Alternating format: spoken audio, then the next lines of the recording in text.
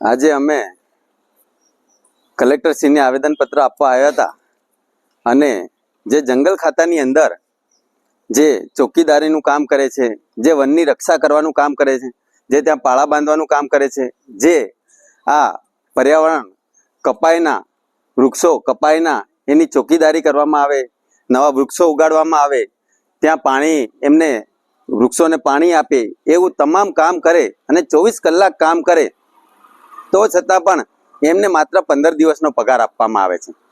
અને આની અંદર 1990 થી માંડીને 1992 થી માંડીને અત્યાર સુધી જે નોકરી કરે છે એમને આજ સુધી પરમેનન્ટ કરવામાં આવ્યા નથી.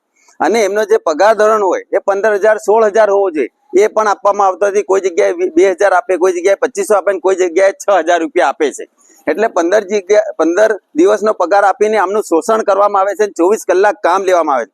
એટલે અમે આજે કલેક્ટરશ્રીને એવી રજૂઆત કરી હતી કે સાહેબ અમને 1 મહિનાનો પગાર પૂરતો આપવામાં આવે, 14 થી 15,000 રૂપિયા પગાર આપવામાં આવે અને એમને કાયમી કરવામાં આવે અને એમને સરકારશ્રીના ધારાધોરણ પ્રમાણે જે પણ મહેનતાણા મળવાના એ મળવા પાત્ર હોવા જોઈએ. અને અમે સાહેબને અઠવાડિયાનો ટાઈમ પણ આપ્યો છે કે આ જંગલ જમીન આદિવાસીઓની છે, એ આદિવાસીઓ જળ જંગલ જમીનના માલિક છે ને એમને ચોકીદારો બનાવી દીધા અને ચોકીદારો બનાવ્યા બાદ આ અદાણી અને અંબાણીને જંગલો સોંપી દીધા અને જે તે એજન્સીને સોંપીને એમનું આદિવાસીઓનું શોષણ કરવામાં આવી રહ્યું છે. તો આ નહીં થવું જોઈએ.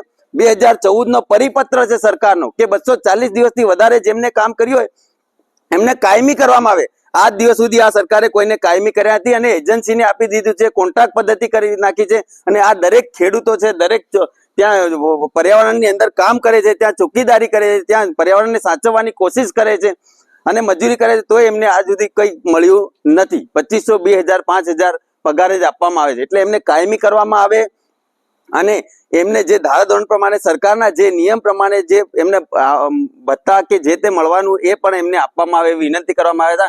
અઠવાડિયાની અંદર જો સરકાર આનો નિર્ણય ન કરે તો અમે કલેક્ટર સાહેબની ચેમ્બરમાં જઈને બેસવાના છે. જ્યાં સુધી આમનું નિરાકરણ નહીં આવે ત્યાં સુધી કલેક્ટર સાહેબની ચેમ્બરમાંથી ઉઠવાના નથી એવી અમે વિનંતી કરીને આવ્યા છે.